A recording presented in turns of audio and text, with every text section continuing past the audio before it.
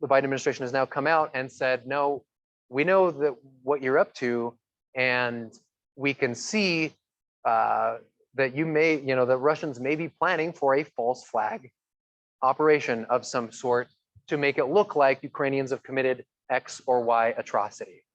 And that's obviously extraordinarily effective because that cuts Russia's ability to do that then, right? They have had to change on the fly their strategy presumably several times as a result of these disclosures. And I think it's really cool they've done that. So I don't have any great insight into, the process that it would go through, other than that I know that it is a tedious process to get things like that declassified, and that there are risks. So they obviously saw that it was worth it, and hopefully that's the case. So.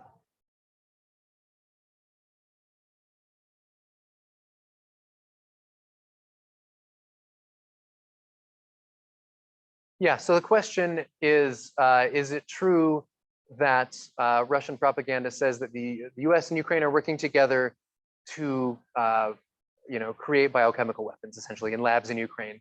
And the answer is yes, but it also depends. The pantheon of Russian propaganda is rich, and it's interesting that they and it's smart. There are different messages that work for different audiences, right? And there are messages of Russian propaganda that work that just to put a really simplistic tone on it, some that sound really conspiratorial and crazy, and some that don't. Because if all of your propaganda, if all of your messaging sounds crazy, then people aren't going to believe it, right? And so the Russian government has sources and has outlets, media outlets, newspapers, TV stations, etc., that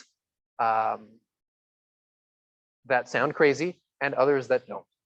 That just really finely hone that message, so we don't hear the outside stuff. We hear just what you want us to hear, or what we want you to hear, but they won't go into like super unsubstantiated rumors and stuff. And so that's a long way of answering that yes, those messages are out there in the Russian media space. I have read them myself. It's hard to track, and it's hard to know how much different groups believe that, but there's almost certainly a large contingent that does believe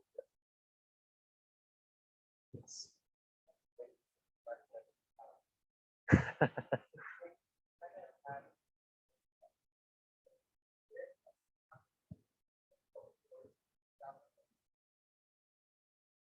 That's a good question. So the question, first of all, you note that China's relationship with Russia is, quote, without bounds now. That was a quote from President Xi, I believe, right, in China. That the relationship is without bounds. The question is, would, if I've characterized it properly, would China have seen this coming? And sorry, what was the last part of it? Okay, yeah, what might China hope and expect out of this war? So I have to put a massive caveat on here that I am not a China expert by any stretch of the imagination. It is my sense, and I would think that it's extraordinarily unlikely the Chinese government was aware that this was coming, unless they are just watching through their own intelligence gathering like we are, right? I think it's very unlikely that Putin called up President Xi and was like, hey, guess what? Guess what I'm going to do? I don't think they have that kind of relationship. And my sense of the Chinese government, which again is coming from a place not of expertise, is that China handles global affairs in a far more rational way than Russia does sometimes. They're less bound to be sort of tossed around by whatever the president says goes right now, and these emotional these emotional drivers. But I would think that China is watching very closely, right? They obviously have their own relationship with Taiwan that they believe that they, the Chinese line, of course, is that Taiwan belongs to them, and Taiwan, people in Taiwan don't always agree with that, and people in the West don't always agree with that. And that's been a major sticking point for Chinese relations with the West for a very long time. And so I would think that China is probably watching this very closely right now and saying, well, this is really useful to watch Russia go in here and make these mistakes so we don't have, right? Because suddenly the West is united. Suddenly the West is resolved. Putin has done more for the future of NATO than anyone in NATO has ever done. And we are together, we are on the same page all of a sudden. And in theory, the US is better equipped now to combat major Chinese adventures in Taiwan than we've ever been before.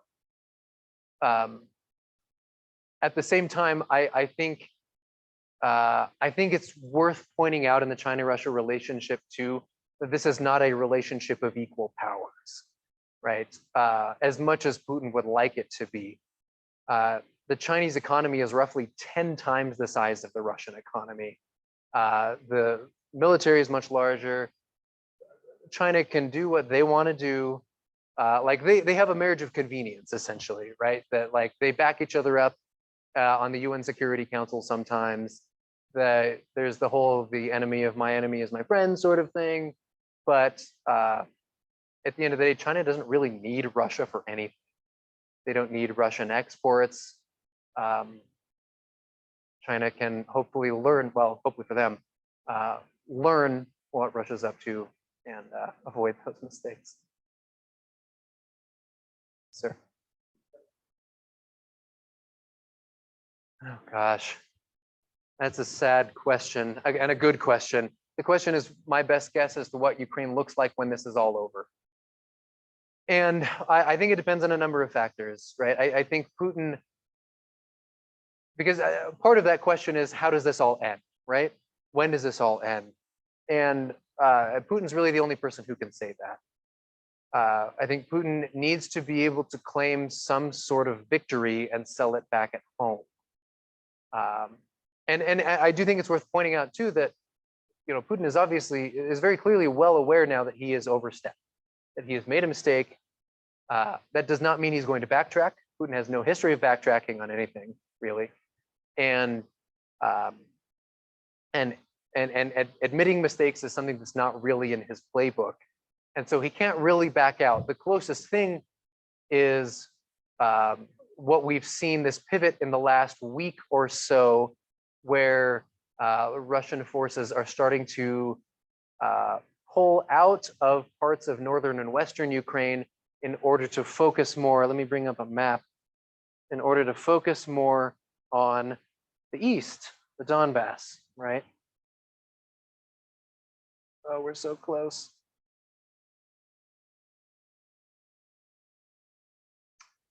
So, and you'll notice that the line from Putin was not, there we go. The line from Putin at this strategic turn was not, we're pulling out of Kyiv because we're getting slaughtered in Kyiv, although that is almost certainly the actual driver for this strategic change, right? He obviously underestimated the resistance in Kyiv and the ability of the West to arm Ukrainians there, which has been wonderful. And so they're now focusing almost entirely on these two oblasts, Luhansk and Donetsk. And I would expect that that's something that we will see going forward, that in fact they're not going to pull out of Kyiv entirely, right? Because Kyiv was useful in my armchair sort of, I'm also not a military expert by any stretch of the imagination, but you know, the main idea of being in Kyiv was frankly to target President Zelensky and to install a puppet regime that would then essentially govern the Republic of Ukraine going forward in a way that Russia wants it to be governed. And that plan failed. But I would be surprised if they pulled out entirely there, because it's useful to continue keeping pressure on Kyiv, keep pressure on Zelensky. And so they are going to be concentrating most of their forces in the east. And so I think there are a couple of potential scenarios for how Putin can claim victory and go home, right? Because he has to be able to claim victory somehow, or else it looks bad for him, right? And so I think one of these potential scenarios is that essentially they take Luhansk and Donetsk oblasts and then and probably now a land route leading to Crimea and integrate that into Russia. I do not think this was originally part of the plan. It did not seem that this was originally part of the plan. In fact, taking Crimea on in 2014 was an extraordinarily expensive thing for the Russian budget, and it continues to be expensive. And it would be extraordinarily expensive to take on these areas into the Russian Federation also. However, in that incredible rambling long speech that that Putin gave just before the invasion, he noted Luhansk and Donetsk oblasts as the reason we are going in. We are going into Ukraine to liberate these two areas from, Ukrainian Nazis and drug-addled whatever, and so that to me is the easiest route to claiming victory, is to essentially do exactly what they said they were going to do, just take those two little areas and go home, right? Obviously, they have expanded beyond that, and so that there would remain the question of what to do with those other areas that Russians have occupied. And we're learning a little bit now about some of the atrocities that have taken place in and around Kyiv, where Russians have been occupying. But I think that's probably what it looks like, is some form of Russia just lopping off part of Ukraine here and bringing it into the fold, so to speak. But I also don't think that this comes easily. There is a lot of ground here. Once again, Putin said he was going to take the entire Luhansk Oblast and the entire Donetsk Oblast. And you can see even on this map, which is from late last night, that they have a lot of ground to go still before they have accomplished that goal. And a lot of these areas, which overwhelmingly said they want to still be part of Ukraine, right? So the resistance is going to be strong there. And presumably the resistance, or the insurgency rather, is going to continue to be strong even after, if and when Russia does integrate those areas into its own country. So I don't see a way that this ends soon or cleanly. And frankly, we're probably going to see a long protracted war, I would think, for a long time, years, I would assume. There are different ways he could go about it, but he has to claim victory. And that's how he does it. Right? So I think, I would hope that we don't see the same sort of atrocities that we're seeing now coming out of Bucha and other cities in and around Kyiv. But frankly, command and control of the Russian military is not quite what it is in America. And Putin can say all he wants to, that we shouldn't do X and Y, and it doesn't necessarily mean he'll be listened to. So it's hard to say what it'll look like, but I think death and destruction in those areas for a long time. Yes. Oh, please.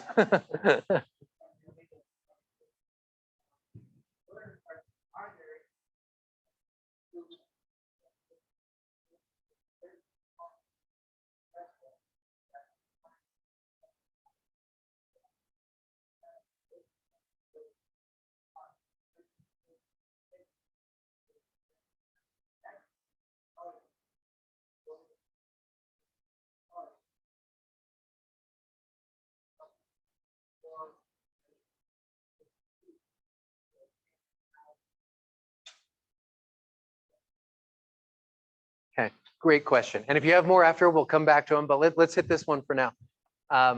So the question, and correct me if I don't encapsulate this properly, essentially goes to, are there groups within Russia who would be looking at ousting Putin, who would be fighting against him from the inside, and what are the prospects for that sort of thing within Russia, right? So real quick, and I know we're over time now. I'm happy to I'll talk forever. You guys are welcome to leave if you need to leave, or you want to. I will not be offended. But so let's talk real quick about Putin's base, who that is, right? So Putin's base is by and large this 69% of the country who, as of a week ago, I think, supports him still. This is by and large the 69% of the country who is the most rural, elderly, less educated, less aware of what's happening in the world. Put it that way. And this has been his base for a very long time. And you can see here we have, this is Putin's approval ratings from the beginning of his presidency. And by the way, let's see, is this on? Yeah, I can use this. Okay, so the dark blue is approves, and the light blue is disapproves, right? Does not approve of Putin, right? And so I pointed out here also, you see a couple of things. The greatest rise ever, about a 20-point rise in 2014 when Putin annexed Crimea. Massively popular, which also you can tell goes into his thinking about what sorts of things are useful for me and which things are not. And by the way, and we'll come back to this, the biggest fall was then in 2018 when Putin made an economically necessary but very unpopular policy change to raise the pension age in Russia, which was, I don't remember what it was very low. And frankly, they needed to do this for a number of reasons, but people hated it and it didn't go over well for him. But so that's who his base is right now. So that means who his base is not is largely Moscow and St. Petersburg, the middle class, millennials and younger, well-educated. These are the people who come out on the streets and protest Putin. And so I look at this in a couple of different ways in terms of who could potentially take Putin down. And the short answer, if you want to zone out for a minute, the short answer is no one is in a position to take Putin down right now. He has done a masterful job. Again, I don't want to sound like I'm praising him, but he's done a very effective job at rooting out any potential opponents, potential routes for people to come at him and his command of the Russian state. And so there's two major groups that you could look toward if we wanted to really break it down simply in Russia. There's his base, and then there's his not base, right? Then there's that younger, more urbanized group. Well, his base is going to protect him. This group, despite what you see here, is actually pretty small, pretty disorganized. Their leader right now, Alexei Navalny, is in prison and just got up for another 9 years on his sentence. And Putin has done an impressive job at really raising the costs of protest activity in Russia. New laws out there making it possible to put people in jail for just about any reason, if it's deemed to be inconvenient for the state. And so people are scared. People don't want to come out right now and express their opinion. I was just reading a story about a teacher yesterday who said something, essentially went on a little or a rant in her classroom in support of the Ukrainian government, and she's now in jail. This just happened a couple of days ago. One of her students was filming it, and she was called into the FSB, and she's in jail now. And obviously, they can't round up everybody, but they're scaring people still, right? and it's effective. So it's hard to see either of these groups really coming around anytime soon. There's something that we always like to talk about with this group, the base that we call the TV versus the fridge in Russia. And it's essentially this idea that people get their information and their feelings about the state and about Putin from the TV currently, right? And they hear on TV, things are great, everything's wonderful, we're glorious, whatever you want to say, and people feel really good about Russia and their place in the world. And then they get up and they walk to the fridge and they open it and it's empty. The economy isn't great. And it's going to get worse, a lot worse soon. But Russia's propaganda has always been such that the TV has always been able to win. They've done such a good job at the TV that they can handle empty fridges. But that won't last forever, right? It can't last forever. And so something that we were always watching as analysts is what makes that flip. When does that finally flip? When people start caring about their own well-being more than what they're hearing, from the government. So I don't see that coming anytime soon. The other group, the group that I think is most likely to be able to take Putin down someday would be this group of siloviki, this group of strong men in the security services that surrounds him now, right? And I'm not going to say that this seems likely at all. I think there's a lot that would still have to happen to make this likely. But this is a group that at least has influence. They have resources at their disposal. And so I would look for, a palace coup before I would look for a popular uprising from the streets. If that makes sense.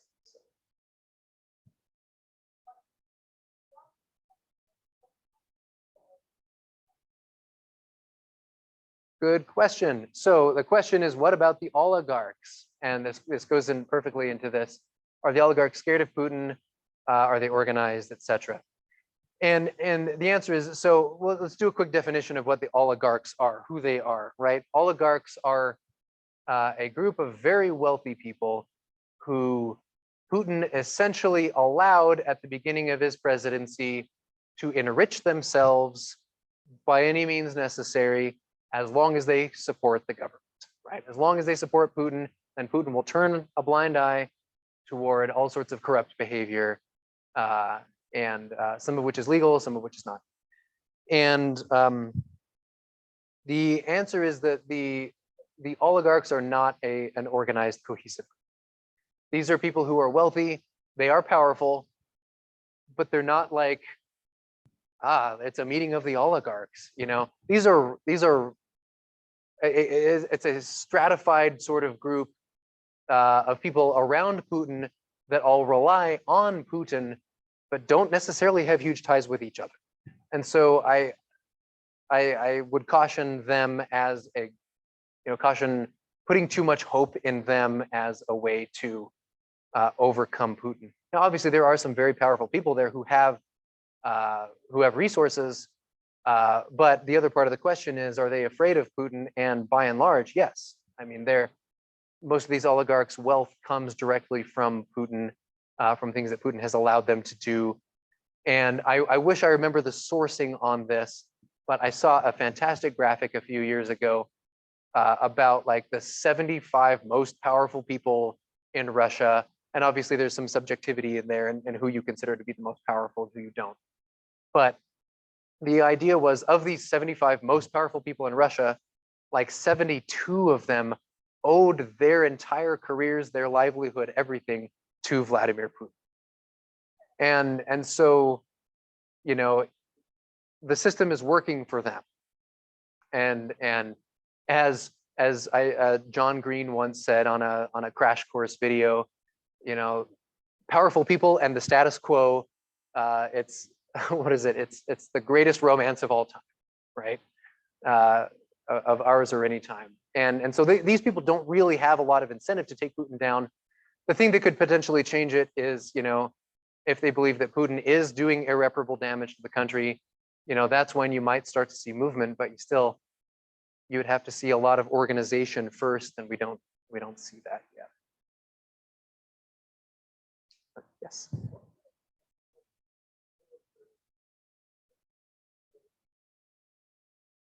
That's a good question. So the question is, what fraction of the Russian military machine is now committed to the fighting in Ukraine? I don't have an exact answer for you, but last I heard, it's something like 3/4. It's a very large amount, which I think, you know, if I was Russia, would be disconcerting, considering how much trouble that they've gotten into in Ukraine, right?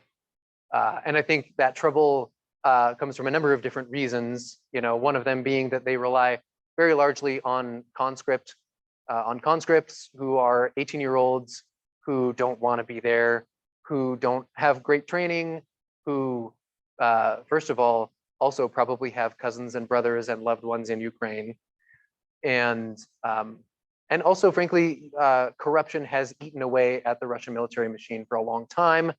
You know, you see, it's this Potemkin army, sort of, right? This idea that it looks great on paper. You've got this force, you've got this number of tanks, this many anti-aircraft weapons, and like, well, we don't really need gas for all of them, right? Like, we can siphon some of that off to pay off this person or that person, and so it looks a lot more formidable than it clearly actually is. Still, it's formidable. I mean, it's a lot more than Ukraine has, and you know, despite the fact that the Russians have spent an enormous amount of resources on this war, they have a lot more that they can continue to spend, unfortunately.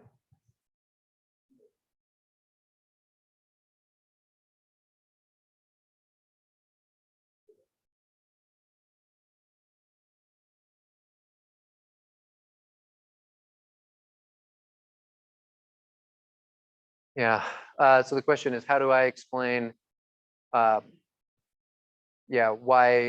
and why, I guess, the Russian military has now gone beyond the pale, is committing atrocities, the likes of which we haven't seen in a very long time, right? And I don't know if I have a great answer for you on that one. You know, I think propaganda has to be a big part of it. You know, I think a lot of these Russian soldiers are brought into Ukraine, and they are told that you are going in to liberate your brothers and sisters from an oppressive, inhuman sort of force, right? And you know, so when you believe that your opponent is committing unspeakable atrocities, then you feel yourself justified in committing unspeakable atrocities, right? And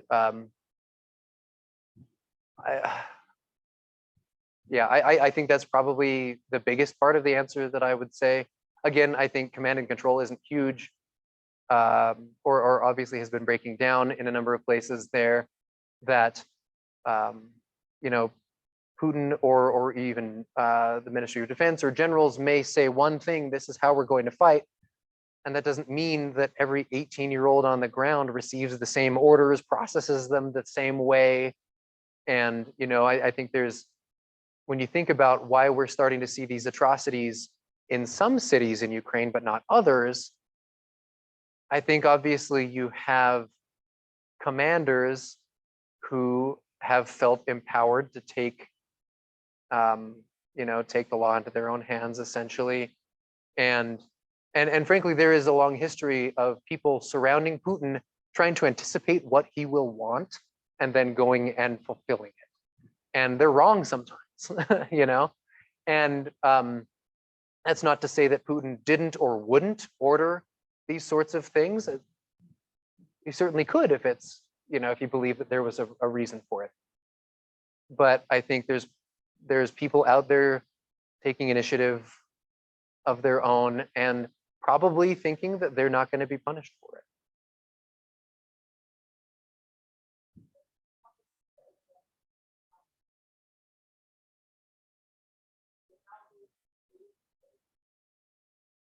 Ooh, okay. So the question is, and let me know if I messed this up. The question is, what's out there in Russian propaganda right now that sort of validates this notion that Ukraine is being run by Nazis, right? That they need to liberate Ukraine from Nazis, etc.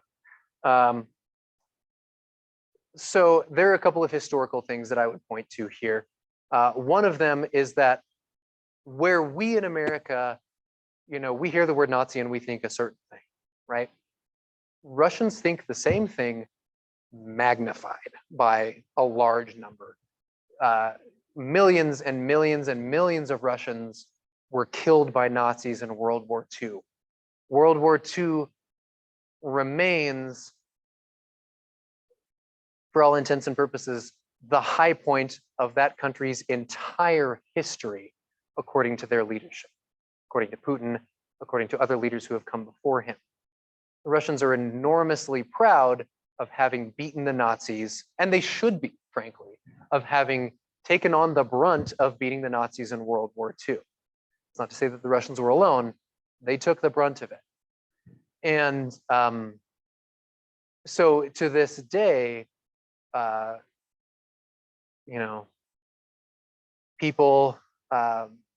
people take their wedding photos in Russia at the monument to 1945 and the eternal flame. And these are still the most important parts of every city. These are the most important parts of your history. And we are so proud of having beaten the Nazis, and we were successful at it, right? And so Russians respond to this idea of Nazism even more strongly than we do. And so I'll say it's just a useful rhetorical thing, for one. On another point, though, Russian propaganda is also best when there's a tiny kernel of truth. And however, this kernel is exceedingly tiny.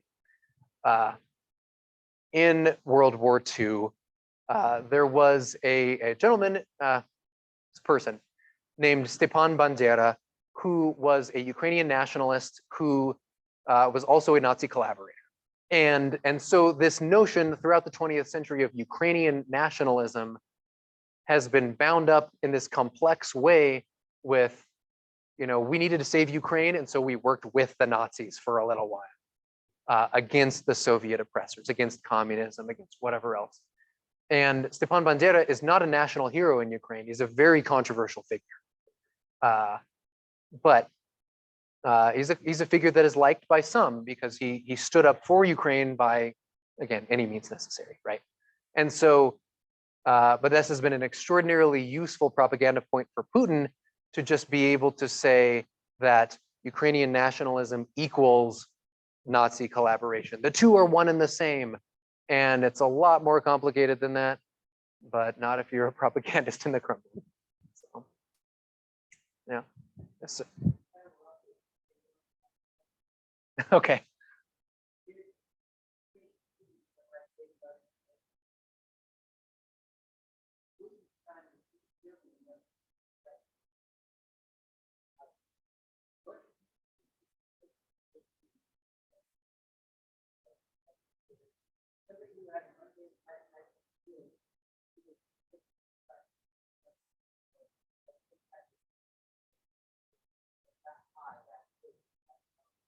Yeah, it's a good question.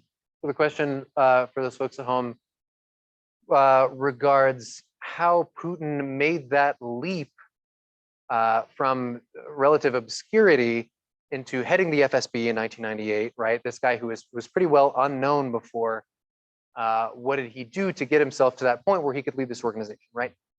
And the answer is, some of this is kind of a gray area. We don't know I should say, I don't know everything about how that took place.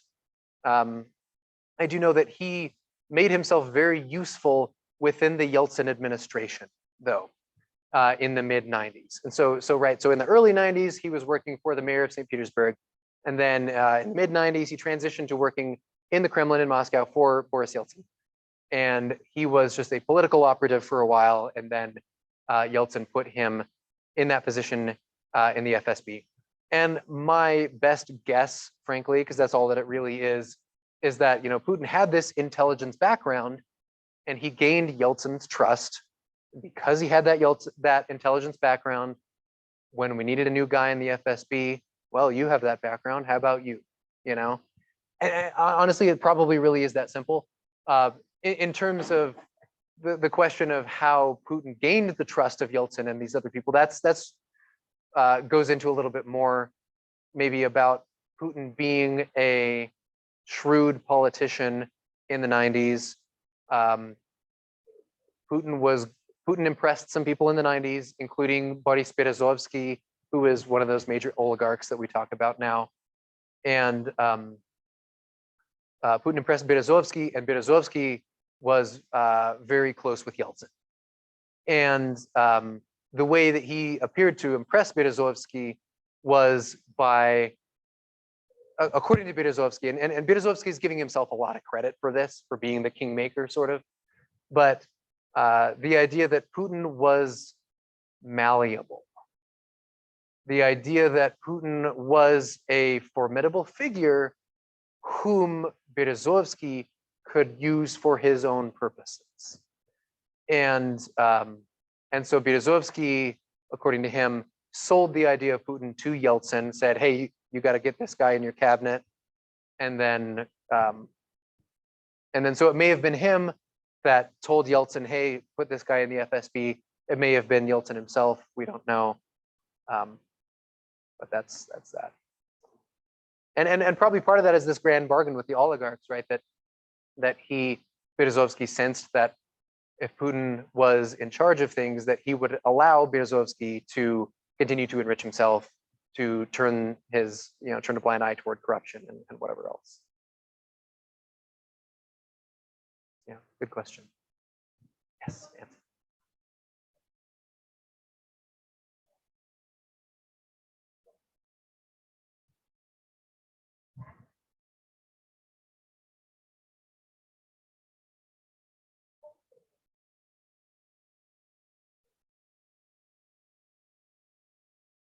Yeah, it is great. So the comment, Nancy's comment, is that simply that there is a great PBS documentary out right now called Putin's War. I will echo, it is great.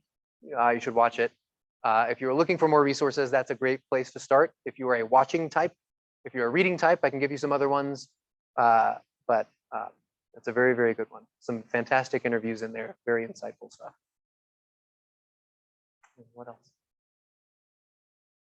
I am more than happy to stick around and keep talking, but let's leave it there. We've gone on long enough. Thank you all very much for being here, and come join us again next time.